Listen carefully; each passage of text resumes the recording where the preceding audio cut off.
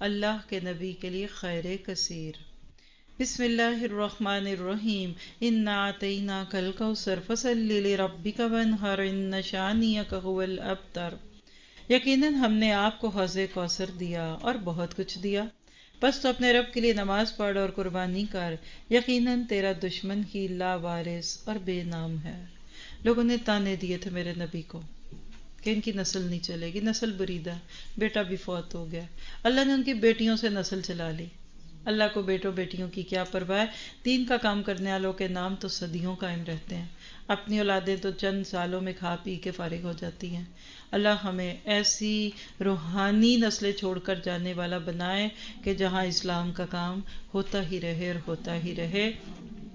نبی صلی اللہ علیہ وسلم نے ایسی محنت کی، اپنی ذاتی زندگی کو پیچھے ڈال کر تج دیا اپنا نفع نقصان، اللہ نے ان کو پھر میدان حشر تک کی خیر کثیر دی۔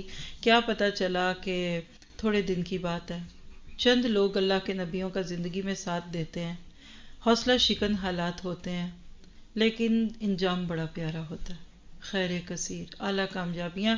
جہاں یہ آیتیں اتر رہی تھی اس کے چند سالوں میں یہ خوشخبریاں پوری بھی ہوئیں۔ آج یہی پیغام امت سے بھی ہے، آپ کو بھی خیر کثیر اس دنیا میں ملے گی انشاءاللہ۔ وعد اللہ الذین آمنوا، اللہ نے وعدے کی آپ سے مجھ سے، خالص دین کو لے کر اٹھیے، جس کو پیغمبر اسلام اور آپ کے اصحاب لے کر اٹھے تھے۔ تو پھر اگر پیغمبر انقلاب والا کام آپ نہ کریں تو دیکھیے کیا ہوتا ہے۔